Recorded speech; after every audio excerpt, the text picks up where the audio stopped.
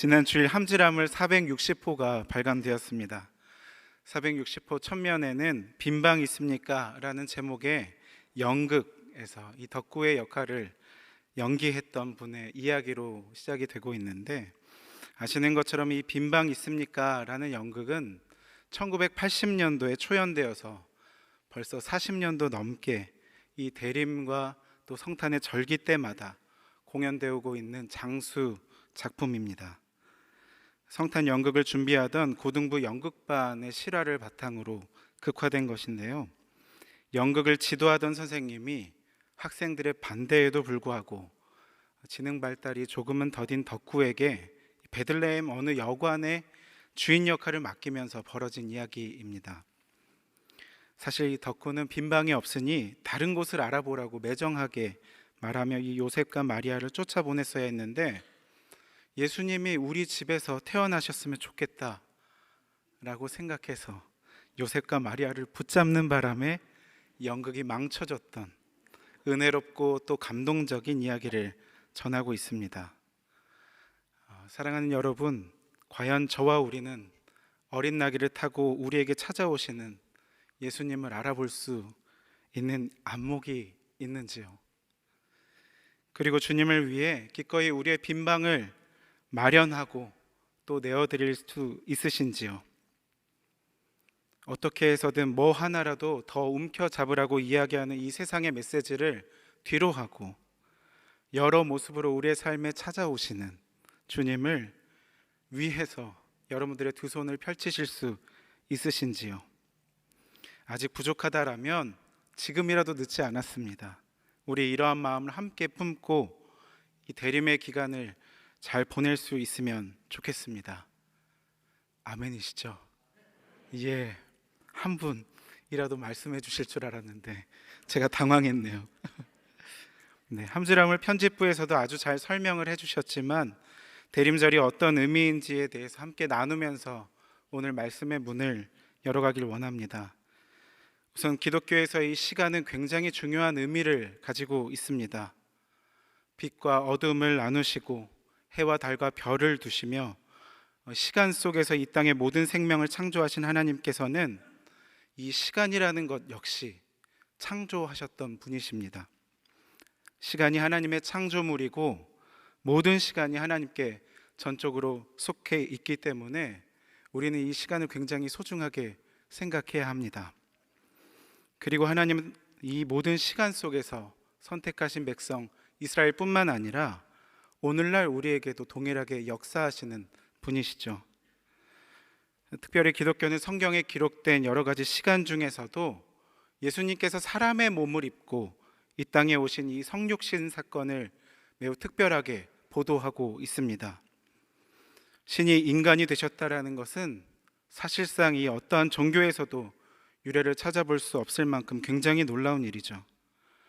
그러니 우리는 예수님의 초림을 귀하게 여기고 역사를 구분할 때도 예수님 전과 후로 나누어서 BC와 AD로 표현합니다. 예수님이 오신 사건을 기억하고 또 다시 오실 예수님을 기다리는 절기가 바로 우리가 보내고 있는 이 대림절입니다. 대림절은 옴 또는 도착을 뜻하는 라틴어 어드벤투스에서 유래된 말입니다. 사실 이 어드벤투스는 로마의 황제가 각 지역에 흩어져 있던 주둔하고 있던 군단을 격려하려고 순회하는 그런 행사가 있었을 때 황제가 오신다, 왕이 오신다 라고 이야기할 때 사용했던 단어가 이 어드벤투스입니다. 그러니 이 대림절이란 말은 2000여 년 전에 이 땅에 오셔서 십자가 구원의 역사를 이루신 온 세상 모든 피조 만물의 진정한 왕 예수 그리스도 우리 주님께서 다시금 이 땅에 강림하시고 우리의 삶 모든 영역에 침투하실 것을 학수고대하는 그런 시간입니다. 다른 말로 재림의 신앙을 확인하는 그런 시간인 것이죠. 또한 이 대림절은 교회력의 시작을 알리는 절기입니다. 우리가 사용하는 양력에서는 12월이 가장 마지막이죠. 한 해를 매듭짓고 마무리하는 시간이지 않습니까? 그런데 요즘 여러분들 이 크리스마스 장식이 점점 더 빠르게 설치되고 있는 거 여러분들 느끼십니까? 그래서 도리어 이 크리스마스 분위기를 세상 문화에서 더 빨리 접하게 되고 찾아볼 수 있게 되는 듯 하는데, 우리는 이 대림절보다 더 먼저 11월에 들어가자마자 백화점과 모든 상점들에서는 이때를 정성껏 준비해서 빵 터트리더라고요. 한 해 매출의 상당 부분을 좌지우지하는 시기이기 때문에 기업은 사활을 걸고 어떻게 해서든 이 소비 심리를 끌어올리기 위해 애를 쓰고 있습니다. 여러 화려한 조명들, 한정판 선물 보따리 풀어놓고 그렇게 우리를 맞이하고 있는데, 어쩌면 이 세상의 상업 문화가 믿음을 가진 우리보다 더 간절하게 이때를 기다리고 있는 것은 아닌가 하는 생각이 들어서 한편으로는 씁쓸하기도 합니다. 아무튼 교회력의 1년 사이클은 예수님의 탄생과 사역, 순환과 죽으심, 그리고 부활과 성령 강림으로 이어지는 것이고, 예수 그리스도의 탄생과 다시 오심을 기억하는 바로 지금 이 대림절은 한 해를 시작을 하는 시기이니, 이 대림절 기간을 살아가는 우리는 처음이자 마지막에 아이러니한 시간을 살고 있는 사람들인 것입니다. 대림절이 되면 예수 그리스도의 성육신 사건과 역시나 그리스도의 인성과 신성을 상징하는 초들이 장식되고, 또 대림절을 상징하는 색, 무슨 색인 줄 아십니까? 보라색이에요. 보라색. 보라색으로 꾸며져 있는 여러 장식들을 활용하고 있죠. 보라색은 색의 3원색, 기초색 중에 빨간색과 파란색이라는 보색이 만나 만들어진 색입니다. 그래서 다소 불안한 색감을 띠는 색이라고 이야기할 수 있습니다. 그런데 여러분, 서로 섞일 수 없는 양극단의 두 색이 만났다라는 것은 무엇을 의미하는 것입니까? 그것은 바로 장차 임할 변화를 상징하고 있는 것입니다. 예수님께서 오셔서 기존 전통적인 관습과 질서를 깨뜨리고 하나님 나라 운동을 시작하시지 않았습니까? 예수님이 십자가에 죽으셨으나 부활하셔서 지금과 또 다른 세상이 이제 주님이 우리 가운데 찾아오시면 펼쳐질 것이다 라는 그런 기대감을 이 색깔로 표현하고 있는 것입니다. 허나 대림절을 보내고 계신 여러분들, 혹시 주님이 우리의 삶에 찾아오셔서 하나님 나라의 가치로 업사이드 다운, 가치 전복이 되어서 완전히 뒤집혀지게 될 세상을 여러분들 진정으로 기대하십니까? 진정으로 원하고 소망하십니까? 예수님이 오셨을 때도 그랬습니다. 예수님이 이 땅에 오셨을 때 예수님의 탄생을 알리는 별을 따라 먼 거리를 한 걸음에 달려와 자신의 보배 앞을 아낌없이 열어드렸던 사람도 있었지만, 그때를 알지 못해 우왕좌왕했던 사람들도 있었고, 더러는 예수님이 오셔서 재편될 세상을 싫어하면서 미워했던 이들도 있었습니다. 그래서 자기의 입장을 더욱 견고히 하려고 예수님께 무엇을 보냅니까? 군대를 보내죠. 유아 살해 소동을 벌였다는 것 여러분들 다 알고 계실 것입니다. 그렇다면 우리는 어떤 마음으로 주님이 다시 오실 그 날을 기다리며 준비해야 하겠습니까? 오늘 우리가 함께 읽은 요한계시록 22장 말씀은 우리에게 주님이 다시 오실 그날에 대한 분위기를 어렴풋하게 엿볼 수 있게 합니다. 사실 사도 요한은 바로 앞장 21장부터 새하늘과 새 땅, 새 예루살렘에 대해서 묘사하고 있는데, 그것의 중요한 특징 중 첫 번째가 무엇인 줄 아십니까? 하나님이 믿음의 백성들과 함께 계시는 곳이라는 것입니다. 지난주 수요일 윤경수 목사님이 출애굽기 3번째 시리즈 설교를 하면서 마지막에 이 장막 이야기를 하셨어요. 그러면서 계시록 21장 3절의 말씀을 인용하셨죠. 저는 종종 이 장막을 신방이라고 표현했던 어느 목사님의 표현을 빌려 사용하는 것을 좋아하는데, 하나님의 장막, 신방, 그러니까 신혼집이 뭇 사람들 가운데 세워지면서 그리스도의 신부된 우리는 그것을 통해 이전에는 경험할 수 없었던, 경험하지 못했던 신랑 되신 하나님과의 더 깊은 친밀감, 하나됨을 느끼게 되는 것입니다. 경험하게 되는 것이에요. 만물을 새롭게 하시는 주 하나님은 친히 당신의 백성들과 함께 계셔서 그들의 하나님이 되시며 모든 슬픔과 고통, 죄악으로 얼룩진 것들을 다 씻어내 주실 것입니다. 그렇게 우리는 멸망의 도시 바벨론이 아닌 크고 찬란한 도성 새 예루살렘에 들어가 그곳에서 수정처럼 맑은 생명수 강을 만나게 될 것입니다. 그리고 그 생명수 강 주변으로 여러 나무들이 심겨져 있을 것인데, 여러분, 그것이 무엇이라고 오늘 말씀에서 이야기하고 있었습니까? 생명나무, 생명나무. 새하늘과 새 땅, 새 예루살렘의 두 번째 중요한 특징이 여기서 나옵니다. 새하늘과 새 땅이 우리에게 임하게 되면 생명이 회복되고 풍성이 열매를 맺는 곳이다 라는 것입니다. 사랑하는 여러분, 이 생명나무를 우리가 성경 어디에서 본 적이 있죠? 어디입니까? 창세기. 맞습니다. 네. 창세기에서 하나님께서 이 천지를 창조하셨을 때 아름다웠던 땅, 기쁨의 낙원 에덴에 심겨져 있던 두 그루의 나무가 있었습니다. 하나는 선악을 알게 하는 나무였고 하나는 생명나무였죠. 범죄한 인간이 에덴으로부터 쫓겨나 유리방황하며 살아가게 될 때 상실해버린 것이 바로 이 생명나무였던 것입니다. 그런데 지금 성경의 마지막 말씀 계시록에서 다시금 이 나무가 우리 앞에 나타나게 된 것이죠. 이 생명나무에 대해 계시록 말씀에서 무엇이라고 설명하고 있는지 우리 말씀을 다시 한번 읽어보도록 하겠습니다.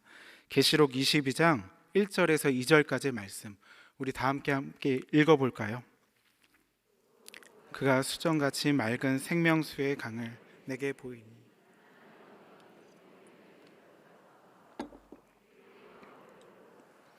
강 좌우에 생명나무가 있어 12가지 열매를 맺되 달마다 그 열매를 맺고 그 나무 잎사귀들은 만국을 치료하기 위해 있더라. 아멘. 생명수 강 좌우에 나무가 있어서 매달 열매를 맺는데 그 나뭇잎은 만국 백성을 치료하는 약이 된다라고 이야기하고 있습니다.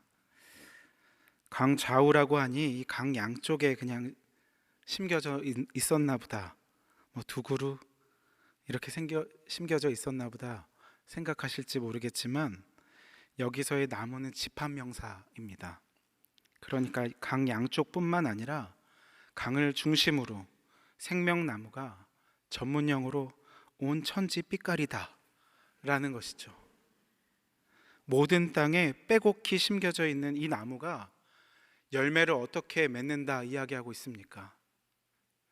매달 각기 다른 열매를 맺는다 라고 이야기하고 있어요.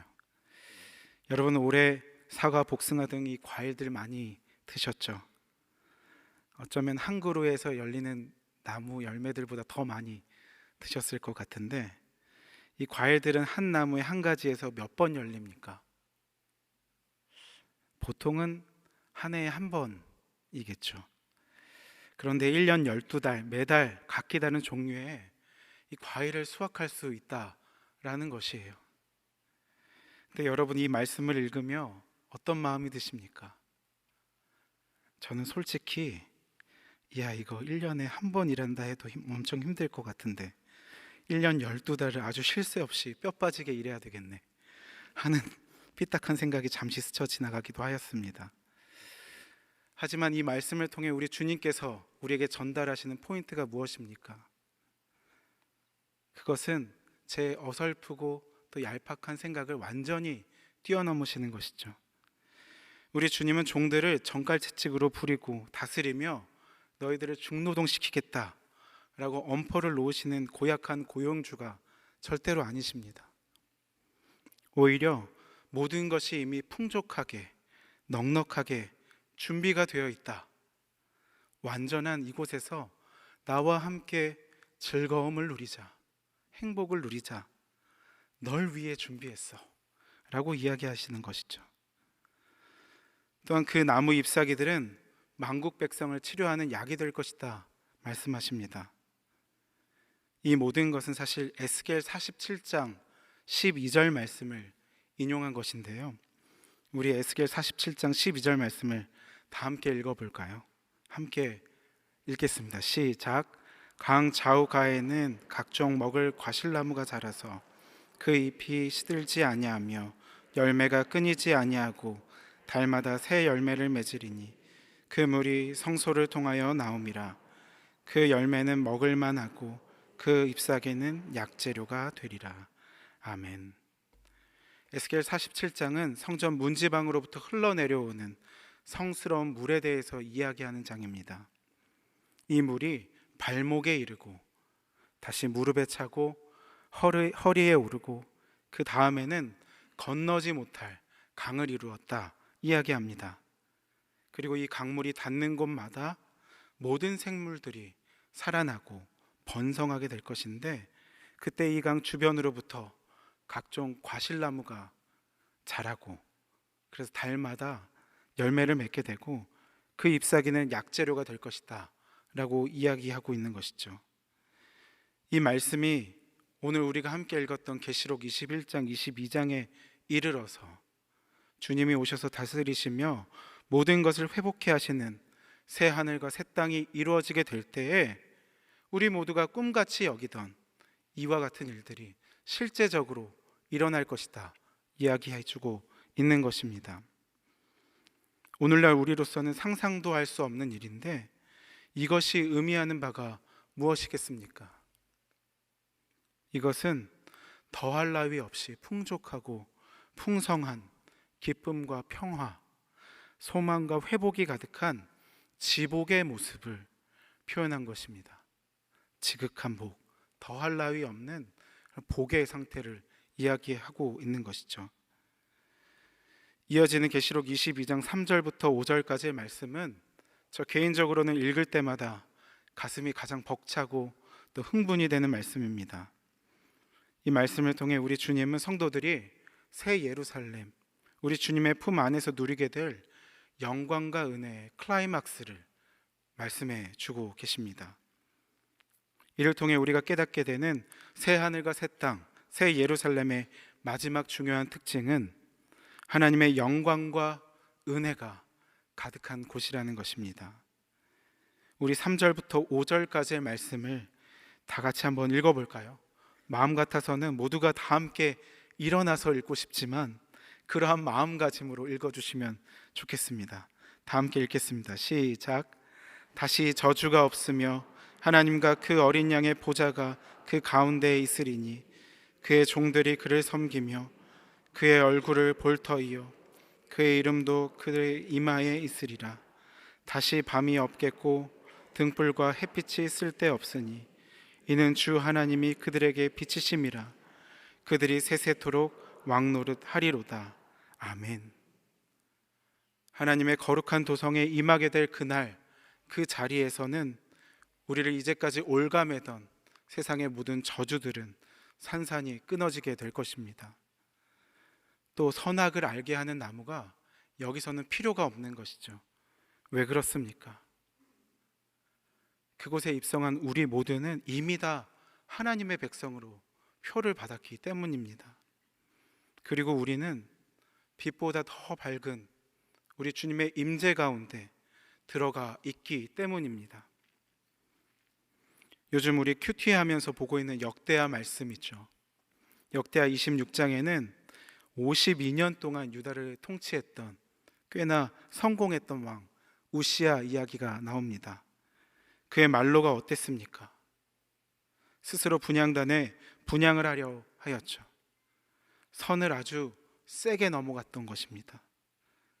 그러자 어떻게 되었습니까? 이마에 무엇이 났습니까? 나병이 나고 말았습니다. 사랑하는 여러분, 과연 우리의 이마엔 무엇이 있습니까? 하나님의 백성으로 표가 인쳐져 있습니까? 아니면 나병입니까? 바라옵기는 우리 모든 주님의 교회 성도 여러분들은 부디 하나님의 표가 우리 이마에 꼭 있으셔서 그곳에서 우리가 다 함께 기쁨 가운데 만나 뵈었기를 간절히 소원합니다. 그리고 그곳에서 우리가 만나 서로를 얼싸안고 손에 손을 잡고 믿음의 선진들, 형제 자매들과 더불어 우리는 날마다 하나님 앞에 기뻐 예배드리게 될 것입니다. 여기서의 날마다는 오늘 예배드리고 내일 또 예배드리고 이런 개념이 아니라 끊이지 않는 예배를 드린다라는 것입니다. 모두가 함께 하나님과 어린 양의 보좌 앞에서 끊이지 않는 예배를 드리며 하나님의 얼굴을 보게 될 것인데, 여러분, 이 얼마나 행복한 일입니까? 그렇지 않습니까? 구주를 생각만 해도 내 마음이 좋거늘 주님을 만날 때에야 얼마나 좋으랴, 이 찬양이 절로 고백되지 않겠습니까? 그곳에는 등불과 햇빛보다 더 찬란한 우리 주님께서 함께 계시고 영원히 우리와 함께 하신다 약속하셨습니다. 그러하기에 더 이상의 어두움이 없고 우리에게 쉼도 필요치 않을 것입니다. 우리의 예배가 멈추지 않을 것이죠. 사랑하는 여러분, 오늘날 우리가 드리는 이 예배는 모두 다 모형과 그림자입니다. 다른 말로 리허설인 것이에요. 어떤 리허설입니까? 천상의 리허설입니다. 우리가 훗날 주 앞에 서게 되었을 때에 우리가 이처럼 함께 즐거워하면서 영과 진리로 우리의 마음을 다하고 목숨을 다하고 뜻을 다하여서 힘을 다하여서 우리 주님을 사랑하고 정성껏 예배 드리게 될 것이다 라는 것을 우리는 연습하고 있는 것이죠. 그러니 우리는 이 교회력을 열어가는 첫 시점인 이 대림절, 이때에 우리가 최종 목적지를 알아야 된다라는 것이에요. 하나님 나라, 하나님의 도성, 새 하늘과 새 땅, 새 예루살렘, 이것에 대해서 꼭 기억해야 합니다. 처음은 꼭 마지막과 있다 있기 때문입니다.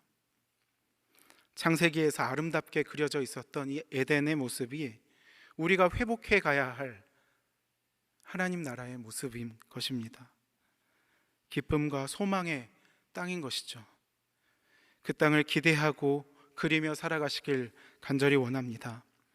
한 해가 저물어가는 이 12월에 무엇을 더 소비하며 무엇으로 우리의 나병난 이마를 가리울까 고민하지 마시고 우리의 텅 빈 마음을 수정같이 빛난 주님의 생명수로 가득 채워가시길, 등불보다 태양보다 더 빛난 참 빛이신 우리 주님으로 채워가시길 간절히 소원합니다. 이제 마지막으로 20절과 21절 말씀을 읽고 마무리하겠습니다. 요한계시록 22장 20절과 21절 말씀입니다. 함께 읽겠습니다. 이것들을 증언하신 이가 이르되 내가 진실로 속히 오리라 하시거늘 아멘. 주 예수여 오시옵소서. 주 예수의 은혜가 모든 자애들에게 있을지어다. 아멘. 아멘. 내가 진실로 속히 오리라. 우리 주님이 오십니다. 분명히 오십니다. 우리 주님이 오실 때에 우리가 주님 앞에 이야기할 수 있는 것은 단 한마디밖에 없습니다. 그것은 바로 아멘. 주 예수여 오시옵소서. 아멘. 주 예수여 오시옵소서.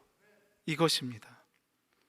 여호와 하나님께서 당신의 백성들과 함께 하실 새하늘과 새 땅, 그곳은 바로 생명이 회복되고 풍성이 열매 맺는 곳입니다.